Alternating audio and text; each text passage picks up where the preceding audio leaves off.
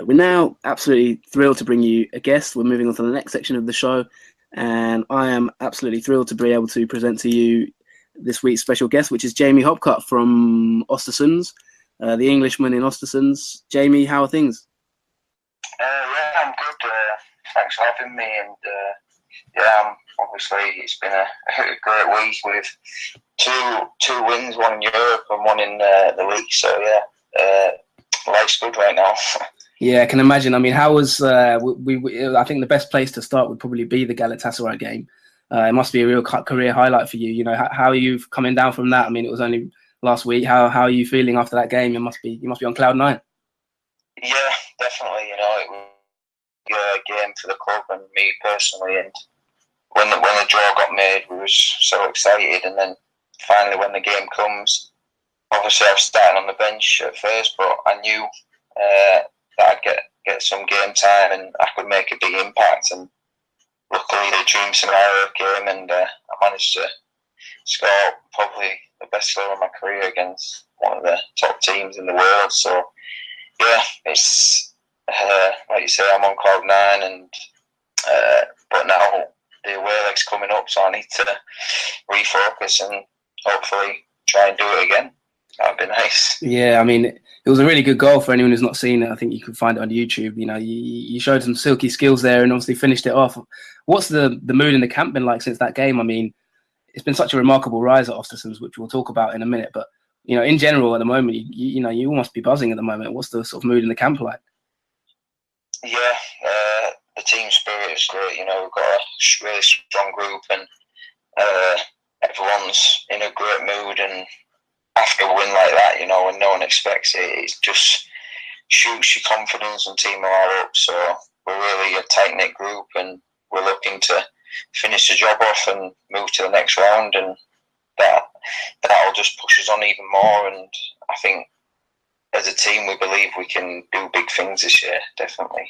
Yeah, I can imagine. And yeah, I mean, for those who don't know, Ostersunds are kind of pushing high in the league at the moment and won the Swedish Cup recently. So, I mean, Jamie, we saw you obviously when the draw was made for that game. You were tweeting that you were really looking forward to playing against the likes of Wesley Schleider. You know, you must have been thrilled to play against such a big game, and you must be looking forward to the second leg as well, going to Istanbul and playing in such a massive stadium and, you know, such a heated game. Yeah, definitely. You know, as a football player, that's all you dream about is playing in these big arenas around the world, and we're going to one of them. You know, in Istanbul, great teams have played there, and I'm used to seeing it on TV in the Champions League. So to go there and with a 2-0 lead, especially, and having the chance to go through, it's amazing, and I'm going to enjoy every minute.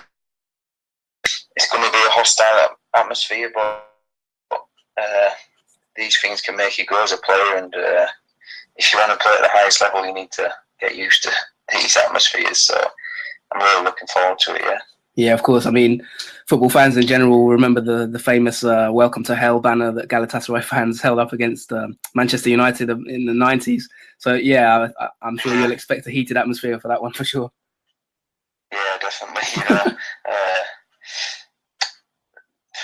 I've seen, obviously, YouTube clips of it, and it's an amazing stadium, and their fans really get behind them. So we'll have to put in an amazing performance to go through, but I believe, and I think all the players believe, that we can definitely do it. Would you say that? I mean, would you say it's probably perhaps the biggest game of your career? This game coming up, and also in general, you know, has it really sunk in that you're playing kind of Europa League football? I know it was a home game, so maybe, you know, was there a moment that kind of it sunk in for you? And also, would you say this is the biggest game of your career coming up? Yeah, I'd definitely say it's the biggest game of my career. You know, playing Europa League against Galatasaray, but I think obviously at home, you know, it was kind of, you just take it as any other game. But I think as soon as we get to the arena on Thursday night for the away leg, I think then it'll sink in, you know, that atmosphere and such a big team and a big occasion. I think then that's when you really realise how big it is, yeah. Yeah, that's massive, and I really wish you the best of luck for it. You know, we'll all be following you and cheering you on, obviously, as an English Swedish pod focus. So good luck with it. But cheers, I appreciate that. no problem. But yeah, I mean, it's interesting because we're looking at your background and career, and for you to be out in Sweden playing in the Europa League is such a fantastic achievement. Looking at the teams you've played for in the past, you came through at York City. I believe you were at Whitby Town and Stokesley and Ossett Town, Tadcaster Albion, sort of playing in non-league. If you could tell us a bit about your journey in general for the listeners, maybe who aren't so familiar with you, and it's really an incredible rise really to where you are at the moment. Did you ever think that Europa League was on the horizon when you were sort of plying a trade in non-league? Truthfully, no, but obviously, I'll tell you how it started. Obviously, I was at York for 10 years, going through the under-8s right up until the first team. But then, as people know, it's not easy when you're in the conference, and managers are under pressure themselves, so they don't want to take a risk with a kid. And so, unfortunately, I got released. But looking back now, I'm thankful it happened, because I might not have been here. So, and then I played at a few clubs when I was at York, loan to try and get a few game experiences. That's how that come about. And then once I was released, I played a little bit for Ossett Town, and then I wasn't really enjoying myself. So I had a few exit trials, from when you get released as a pro. Sure. So I did that, and I managed to get a trial at Brentford, and I played there for a week, and I did well. But you had people from Porto and Chelsea, so they look at your CV, and if they're going to take the guy from Chelsea, that's how it is. And then I had a few friends playing for Tadcaster from my youth team days in York, and I just thought I'll go there for 3 months and enjoy myself again, and that's what I did. And then one day I looked at my emails on my phone, and there was a trial there at Ostersunds, and right at the bottom of the page it said manager Graham Potter, and when I was 13 at York City. So I thought, I'll give it one last chance, and the trial day went well. I scored 3 goals, and the next day I was meeting him to move out to Sweden for 3 months, and yeah, the rest is history, I suppose. So it's fantastic. I mean, it's almost like the email that changed your life to an extent. I mean, was it a trial in Sweden, or was it you had did Graham call you up for a trial and sort of fly you out there, or how did the trial itself? No, it was actually in Warwick, just outside of Birmingham, I think. So I think there was 22 players that, obviously, I think he got quite a lot of emails, and then he narrowed it down to 22, and it was an 11v11 game, and I was the only one he picked to go out. And then I think about 6 months down the line, 3 more players from that game came out, but they didn't manage to get anything. So sure. I think it was only me that ended up getting anything from it. That's fascinating stuff. I mean, so you said you'd known Graham before. Was that a big influence on your decision to go out there, or were you fancy playing abroad, or was that an ambition of yours, or was it purely because Graham? If I'm being honest, it was purely because I knew the manager. I was only 19, and going out abroad, it didn't really cross my mind to do it, because it's quite scary, So I think if it wasn't Graham, knowing him as a manager, maybe I wouldn't have done it, but luckily it was, yeah. Yeah. No, that's really interesting. I mean, obviously, Graham Potter is very well known, becoming more and more well known in England, like yourself now, because of the exploits. Yeah. Ostersunds, for those who don't know, have flown through the league in the last few years, and you've been part of that. You joined the club in 2012, I believe. So you've really been there from the beginning. Tell us a bit about the journey from where you were then to where you are now, and how it's progressed on and off the pitch.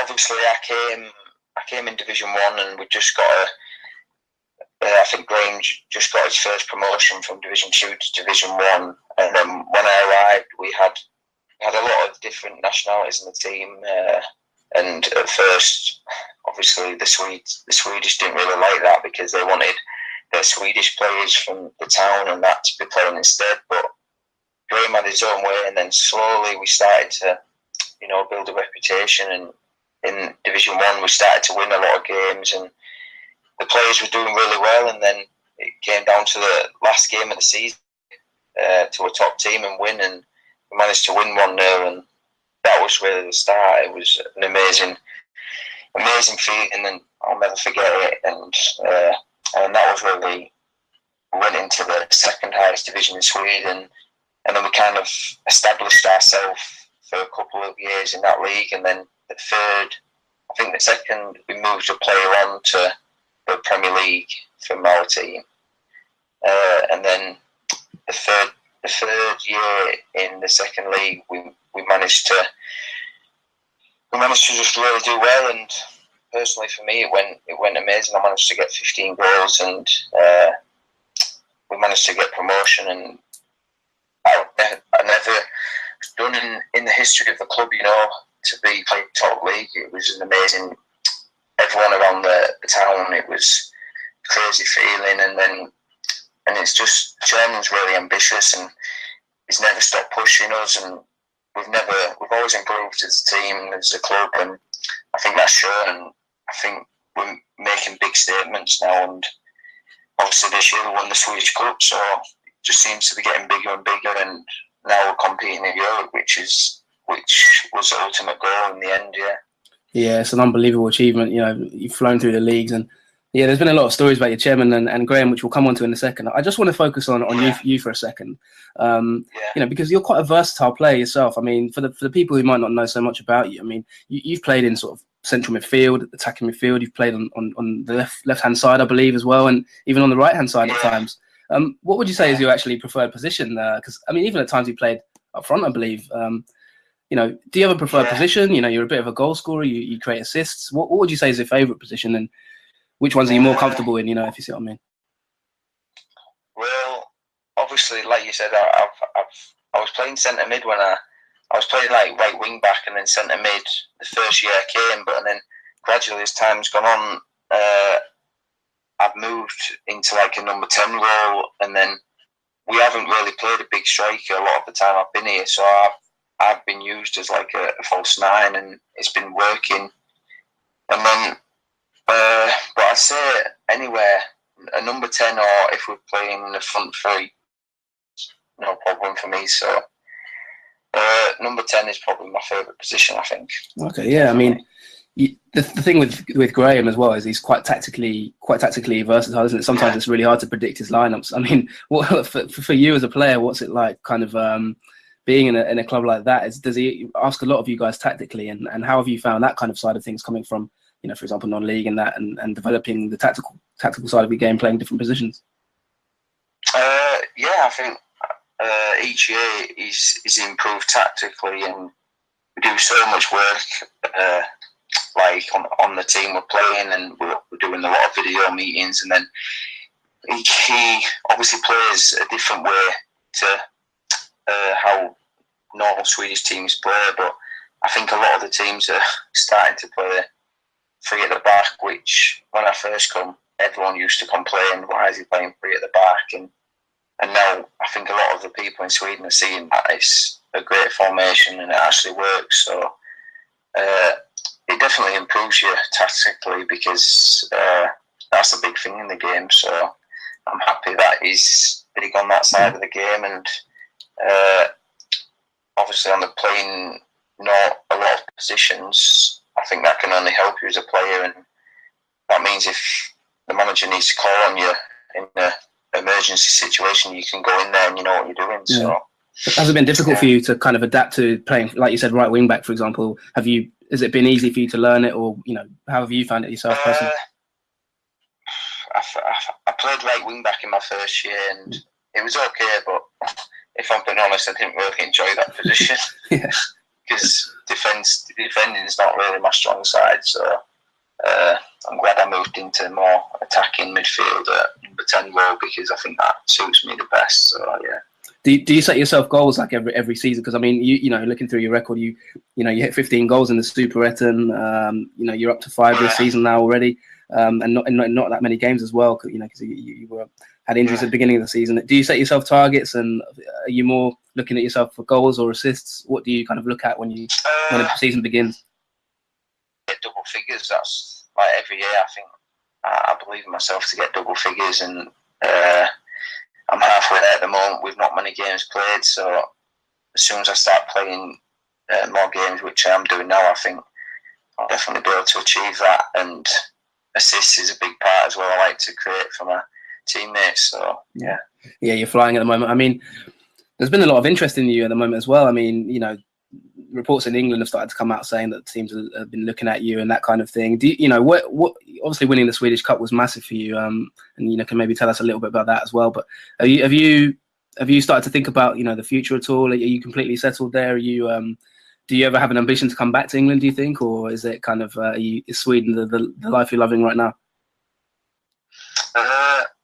Obviously, the rumours and stuff is, you never know what's true, but it's nice to hear them kind of things said about you in the newspapers and stuff. And obviously, I'm happy playing for this team, and we're on a great journey in Europe and challenging for the league. But I do have ambitions, and I'm from England, and to play Premier League or a big championship club one day would be nice for me, and I'd definitely not rule it out, and just see what happens, really. Yeah, it's good to hear that there's interest in you, and it's good that the system kind of is recognising you and the things you've done, because you've really been under the radar, really, but you've been doing really well since you moved out there.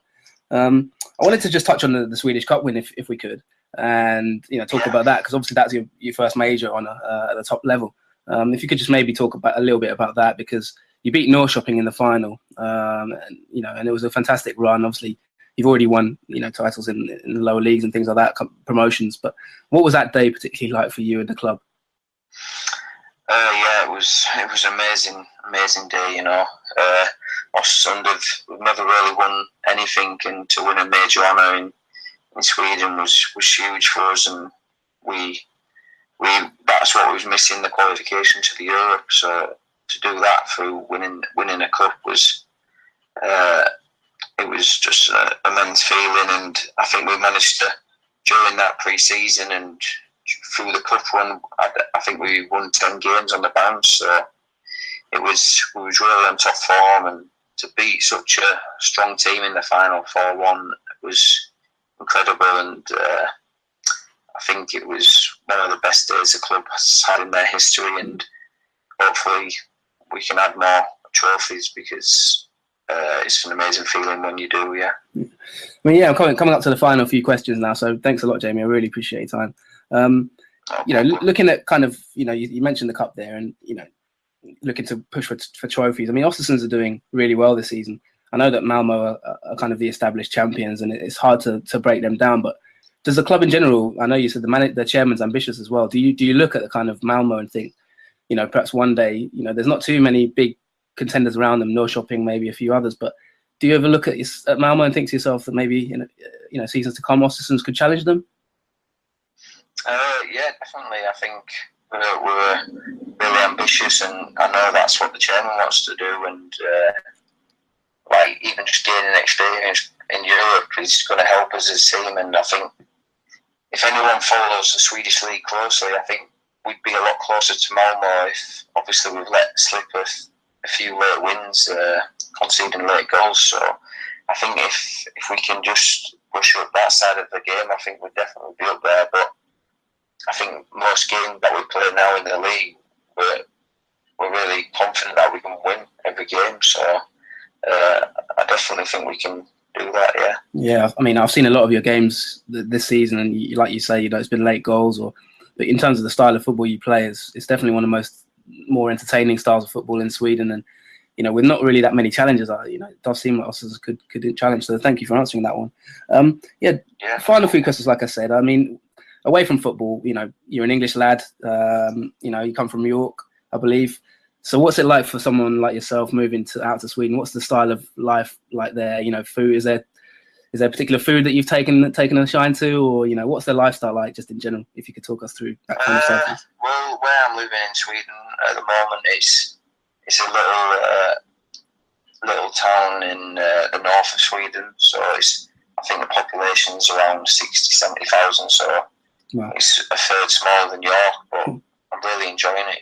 It's an amazing place to live, and everyone's so friendly. So that really helps. And yeah, it's a beautiful country to live in, and I'm really happy that I'm I'm lucky enough to work here and enjoy my football, and away from football I can just relax and enjoy time with my teammates or my fiance. Yeah, that's quality. Yeah, and the final question I have for you really is touching on Graham Potter and obviously the email that kind of changed your life.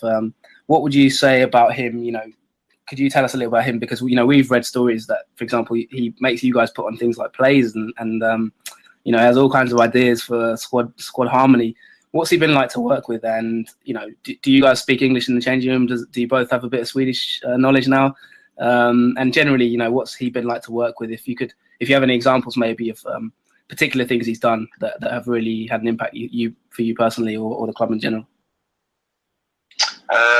Yeah, I think obviously as a manager, he's really been amazing for me. Obviously, he's given me all the chances I needed, and he's put all his trust in me. And so on that side, he's been really great. And I think if you look around other players in the team that have been here, they all say the same thing: how good of a manager he is, and he improves you as a player and as a person as well, which is important. He really cares about the person and not just as a football player. So he wants you to grow as a person. He cares about people, which is sometimes managers just want wins. They don't really care about the player on the outside of football. But yeah, he's really good, and like you say, we've done crazy culture projects to bring the team together, which is very rare in football, but it's a good laugh, and I think it's definitely helped us along the way. And we all talk English around the club, which is, for me, obviously is nice, but the Swedish guys are really good, and all their English is perfect. So I think Graham's better than me at Swedish, but we understand a little bit, which is good. Yeah. So yeah. Yeah, I think Taxamika is about as much as I've got in my Swedish. Yeah, it's obviously it's a difficult one, the language side, but I'm understanding more, and hopefully one day I'll be able to speak it. That'd be nice. Quality stuff. And what role were you in the play? And was that the most random thing he's had you do? What role were you in?